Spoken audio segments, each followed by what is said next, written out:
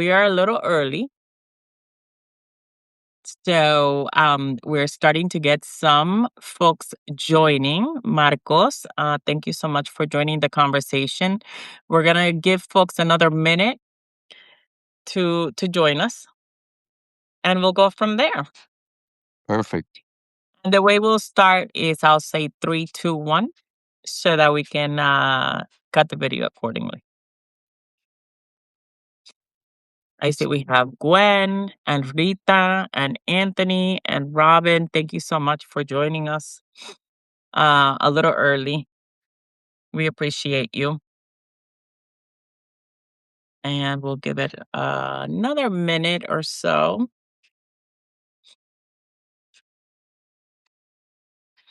before we get started.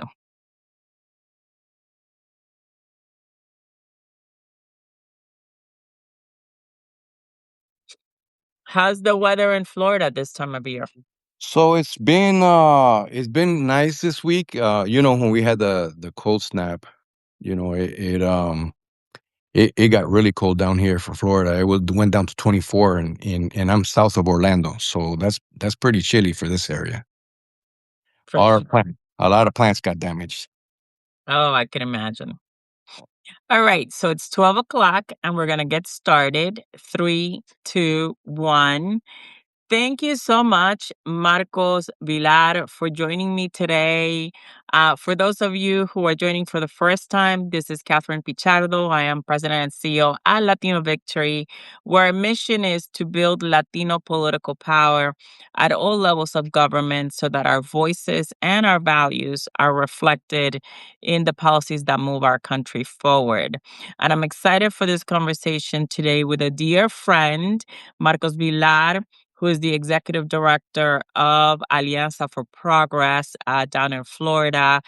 We've worked alongside each other for a long time, particularly supporting the Puerto Rican diaspora here in the mainland United States, and then also helping in Puerto Rico in the aftermath of Hurricane Maria. We know that there's a vibrant Boricua community along the corridor in Florida, which is where you're based out of. So for those of you who don't know you, Marcos, I would love to get started with just an introduction. Tell us a little bit about yourself, your work, and how you got to the space. Well, my name is Marcos Vilar, and I was born in Ponce, Puerto Rico. Lived there all my childhood until high school, and then in high school, I moved to the United States. I lived in several states, including New Hampshire, Wisconsin, Illinois, mostly up north. And then I became a teacher after college in Chicago. Was a wonderful time there. I lived 14 years in Chicago. Very involved in the community there, working closely with the Puerto Rican community, but also with the Mexican community there in that great city of Chicago. I moved to Washington D.C. and had several jobs there. I worked initially with PRAFA, the Puerto Rico Federal Affairs Administration. It belongs to the government of Puerto Rico, so it's sort of like the interest office of the government of Puerto Rico in Washington D.C. I also worked for a nonprofit after that, doing voter registration at the national level, and ended up at SCIU. Worked also with labor for about another 10 years, 8 years in labor, 10 years total in DC. And then I moved to Florida. I had having developed in diaspora communities of Chicago, having this itch to sort of go back to the community and work in the community, and when we ended up in Orlando, doing work here with Mi Familia Vota and a few other organizations. Ultimately, we formed Alianza for Progress and Alianza Center, which is a 501c3 and a 501c4, geared towards civic engagement, working with the environment, and gaining, sharing knowledge and contact around the environment, and also heavily involved in arts and culture and education. thank you for sharing your story, Marcos. And certainly we're going to talk a little bit about climate work, especially, in Florida. It's more timely than ever, but certainly throughout the United States. But this conversation is mostly centered on Puerto Rico. And of course, with the most recent Super Bowl espectaculo, the most recent show that we had for halftime with Bad Bunny as a headliner. Puerto Rico is front and center for a lot of folks. But again, this is work that's long in coming. So let's start for those who maybe are not familiar. Um, with Puerto Rico, uh, what its status is as it relates to the United States, and the history there. Why don't you give us the abridged version for those who are not quite as familiar? Yeah.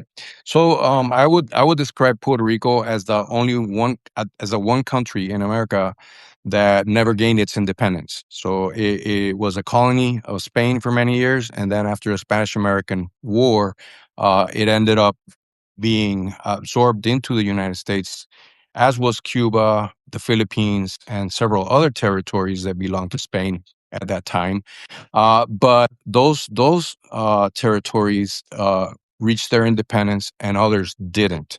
Puerto Rico and the Virgin Islands, obviously, two sets of islands that are very close to each other in the Caribbean, remained under U.S. control even to this date. So many of us consider Puerto Rico to be a colony of the United States, given that there's no real self rule in the island itself. Although there's elections and people elect a governor and a legislature. Particularly in recent years, a couple years before Hurricane Maria, a control board, a fiscal control board, was assigned to basically override any legislation related to the economy in Puerto Rico. So even the economy of Puerto Rico, since that junta that was established, has pretty much been the final word in terms of what happens in Puerto Rico. And I know that the status question, in many respects, really has dominated the conversation um, in Puerto Rico and the diaspora, because the fact is that the impacts of its current status are felt far and wide. And so, as it relates to healthcare or the cost of goods, tell us a little bit, what's the impact of the current status for people living in Puerto Rico? So I think that some people would argue that it's a huge benefit because they get assistance from the United States. Others would argue that we don't get as much assistance as regular citizens in other states, which is true, and we don't have the liberty or the opportunity to seek a better economic relation with other countries in the world because we are basically uh, tied directly to the economy of the United States. And in many ways to the government of the United States and government assistance. And throughout the years, I think a large number of Puerto Ricans in the island have become um, I would say, comfortable with the assistance and pretty much, have the old. Having said that, there is a lot of business development in Puerto Rico, and there's a lot of opportunity and a lot of entrepreneurialism in Puerto Rico. But the ability to seek, funding from other sources is quite limited because of the relationship with the United States. For sure. And I know that for a long time, many have also argued that what we really need is an opportunity for Puerto Rico to have self determination in terms of what its status should be.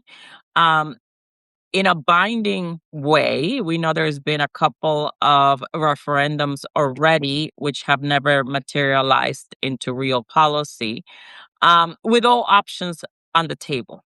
And so, again, for folks who don't understand, what does that actually look like?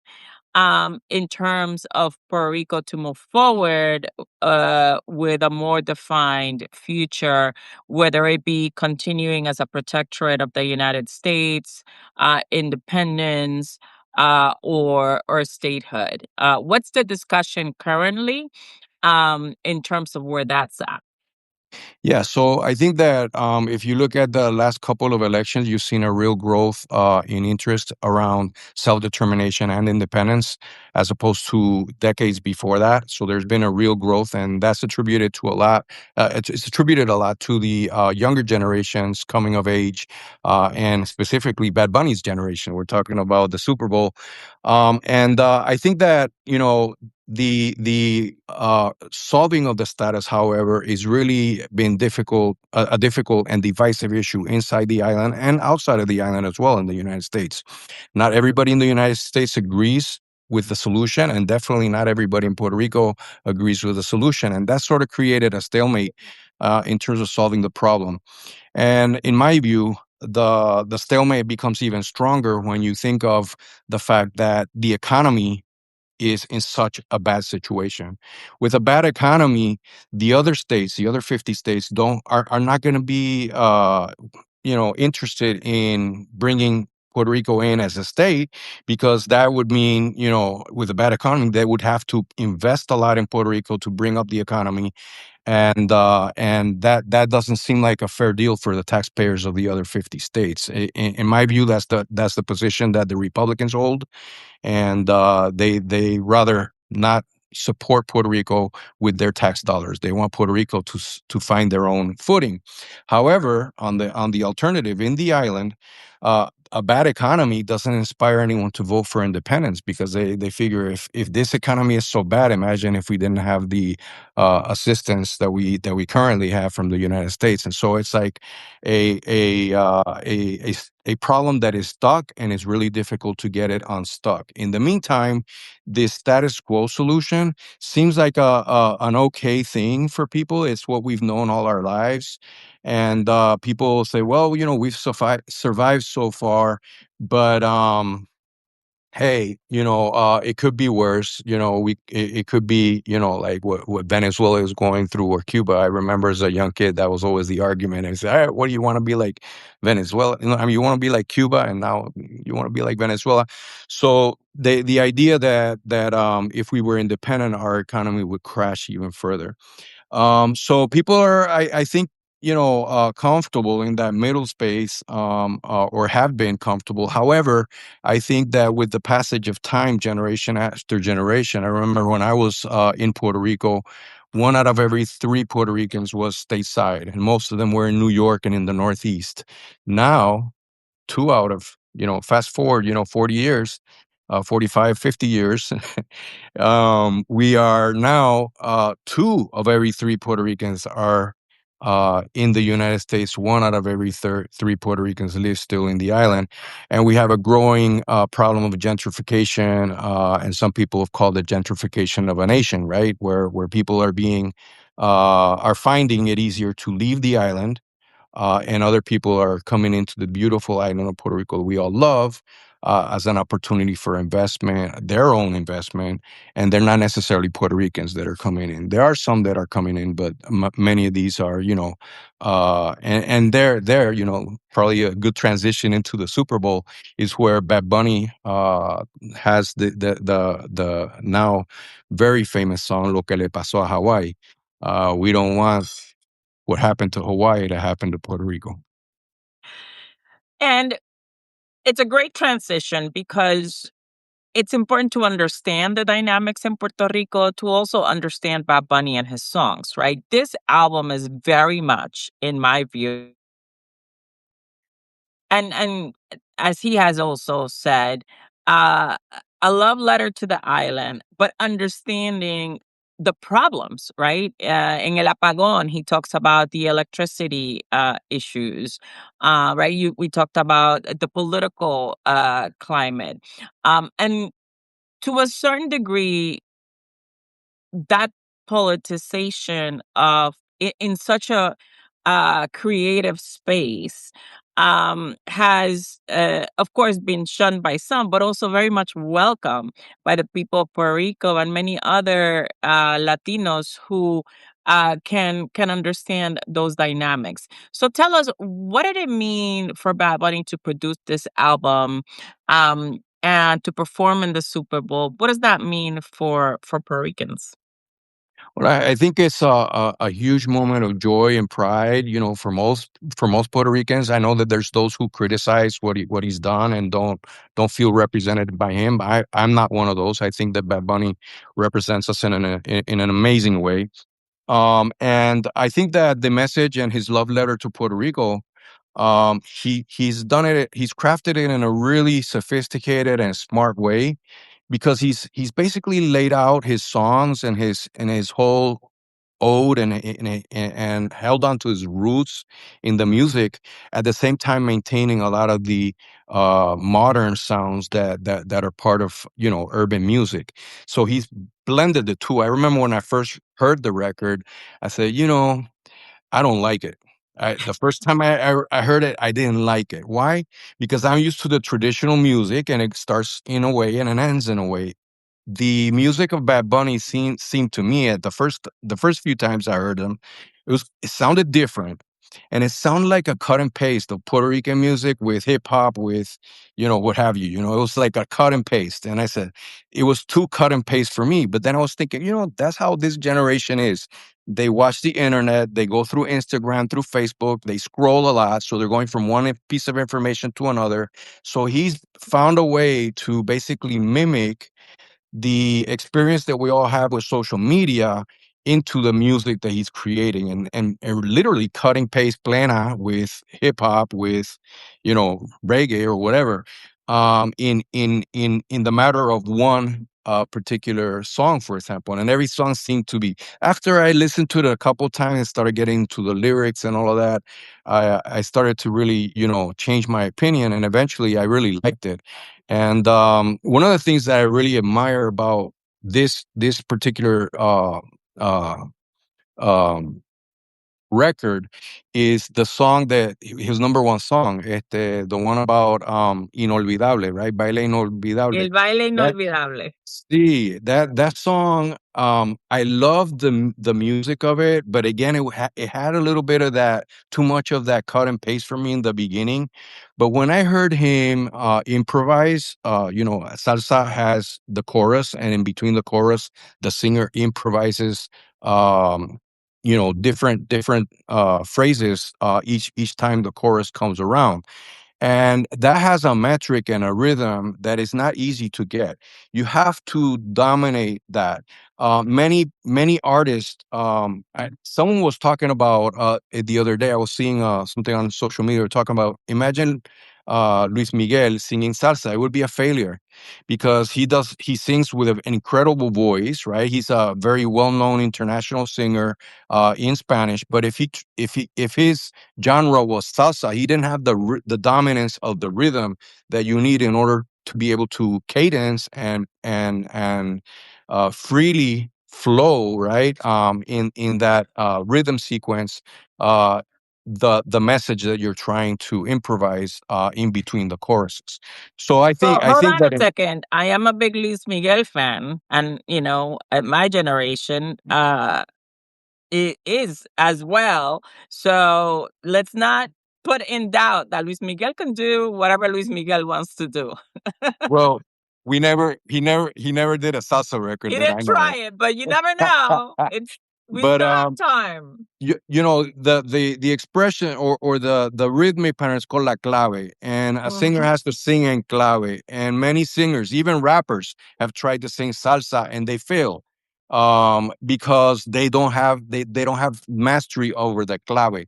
um Bad What do you Bunny, think of Lady Gaga singing salsa? well, that was my favorite part. That was my favorite part. She also had clave and she sang with clave and was it, you know, to me, that is in a big sense how why Bad Bunny is successful. He's taking a local experience, a micro, a hyper local experience, which is the experience of growing up in a small island in the middle of the Caribbean, Puerto Rico, right? And taking that experience globally, right?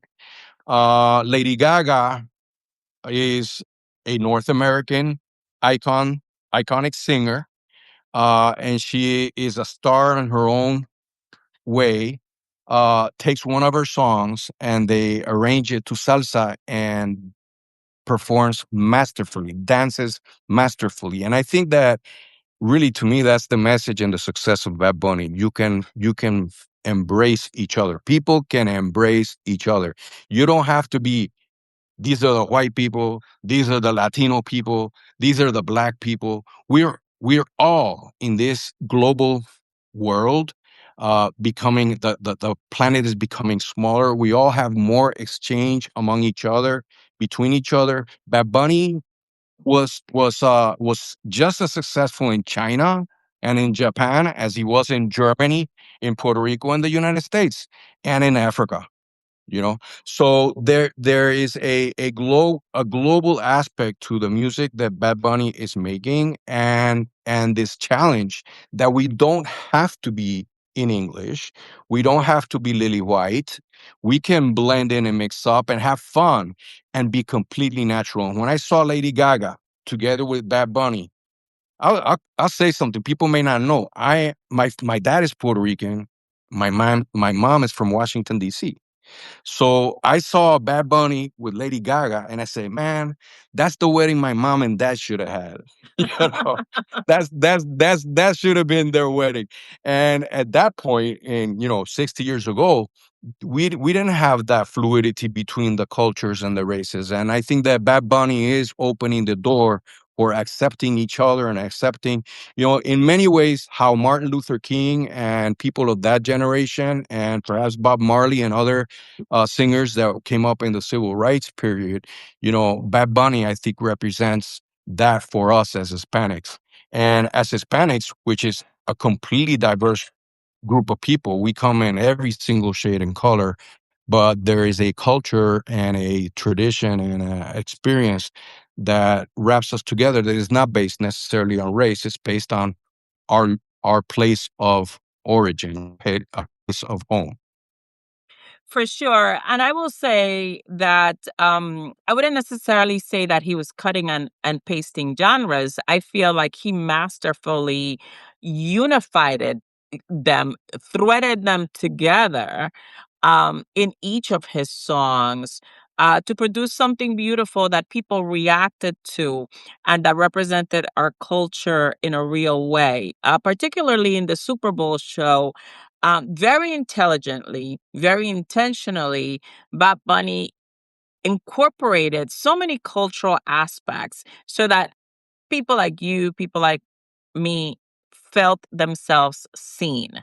So, for example, the little kid sleeping on the chairs at the wedding. God knows I've been that kid, and every Latino has been that kid. Passing the torch, right, and presenting this Grammy to a younger version of himself. Telling ourselves "si se puede," and uplifting others along the way. There's so many examples, right? Having the small business owners, the nail salon, um, so on and so forth. I think about this as a cultural moment, right? And many of us feel represented. Let me ask you this: as a cultural moment, do you feel that this has in some way impacted the conversations around Puerto Rico, around the status of Puerto Rico? Do you feel like it has engaged folks politically in a different way? Yes or no? I think Bad Bunny has done that in Puerto Rico, and I think I say this specifically because I think it has to come from Puerto Rico. We're in the diaspora, and we can have an opinion, and we can even help facilitate the solution of this problem of this, I would say, this stuck political scenario from our perspective. But the decision has, in my view, really has to come from Puerto Rico and Puerto Ricans in the island. We can listen to them and support them and help them through the process as we should. And I know that many Puerto Ricans care a lot, even though they live in the United States. They still care a lot about Puerto Rico. It's our place of birth. It's our origin, and people look at it as a mecca down to the Caribbean and the island of Puerto Rico. But I think that Bad Bunny has really challenged and excited younger generations to think outside. And you go back to the times of Ricky Renuncia, when the movement, when there was the chat with all the horrible things that they said about, people affected by the hurricane, and just their free flow of insults to women and people who were not like them, really sort of triggered that moment in Puerto Rico, and Puerto Rico has continued to live through that space. I think you see it in the results of the last two elections, a growing number of people moving away, and a lesser number of people voting for statehood. I mean, even though statehood has won, the vote has been more divided, and statehood each time has won by less and less votes. So there's definitely an aggregate, a majority of people who are voting against statehood right now, and I think that it's not just Bad Bunny. I think it's the mismanagement, it's the moment that we're living, and people understanding that in a global world, we don't need to depend on just one country. We can have relationships with the entire world, and that's the success of Bad Bunny. Bad Bunny is a global icon right now, and he's been able to take his product, his music, out to the entire world and benefit from that. And I think that is the example that he's giving to the people in Puerto Rico, where they can finally see a way that they can be impactful and maintain their own economy by going global. That's, I think, the message. And so that's the message in Puerto Rico. But let's talk now about the diaspora. And here in the United States, we have elections coming up. As a matter of fact, there are early voting primaries that started today. Folks are petitioning. We have Latino candidates, many of them Puerto Rican, who are on the ballot for various offices at all levels of government. The diaspora, politically, I feel like is in a moment of activation as well, especially seeing what's happening on the streets of America today with the Trump administration and in states like Florida, where you live. Tell me a little bit about what's happening politically for the Puerto Rican diaspora here in the United States, and as it relates to meeting this moment. So I think that the history of the diaspora in the United States has, um, from its early stages, been one that Puerto Ricans were among the first people to come to the United States from Latin America, because of the relationship, in fact, of Puerto Rico and we didn't have to go through the issues of citizenship and immigration that other people from Latin America have to go through. And I think that throughout the years, there's been a sort of hierarchy of who can come to the United States and who can't. But on the top of that hierarchy is the Puerto Ricans. We just we get on JetBlue and fly over the Atlantic, and we're in Florida or in Washington D.C., New York, Houston, wherever it is that we pick to go. It's not as easy for anyone else, and so I think that has given us, I think the diaspora has been very aware of that, and has owned that, in the sense that if you look at New York, Chicago, and many other places, Puerto Ricans tend to find leadership faster than other groups who have to go through the whole process, right? Obviously, there's places in the Southwest that were crossed over the border, crossed them, right? And so they've also been in the United States, like the Puerto Ricans, just as long or longer in some cases. But there's a similarity there. And if you look at, for example, some of the biggest champions around immigration and immigrant rights have been Puerto Ricans like Luis Gutierrez from Chicago, who was undoubtedly and unquestionably one of the most ardent supporters of comprehensive immigration reform, and was seen by many as the leader of that movement in Congress. You also have,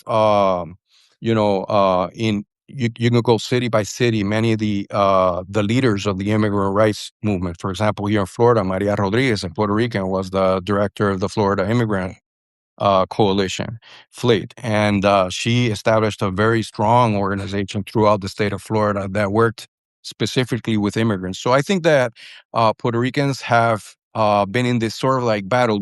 Do we take care of ourselves? Do we take care of everybody? What is our role? And I think that one of the things that again, going to Bad Bunny, is we can do both. We can take care of ourselves and take care of others. It's not Puerto Ricans only. It's especially if you're coming, and operating in cities where you have large numbers of immigrants from other countries. No, it cannot be Puerto Ricans only. It has to be it's Puerto Ricans as part of a greater us, which is the Latinos in our cities and our communities.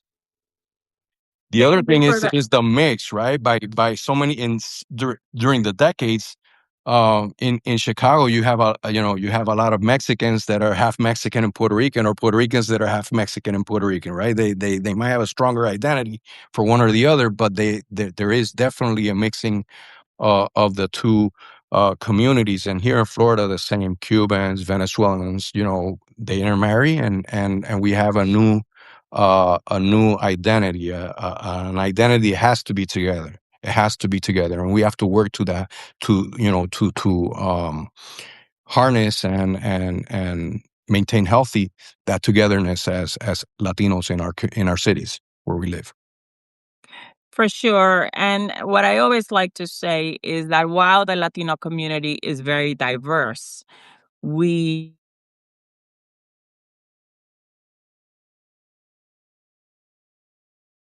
as it relates to economic opportunity and for ourselves and our families, and wanting safe communities and trying to build a future where our children can live together.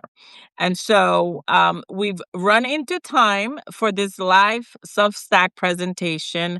I want to thank everyone who's joined as we discuss Puerto Rico status, Bob Bunny, and so many other topics.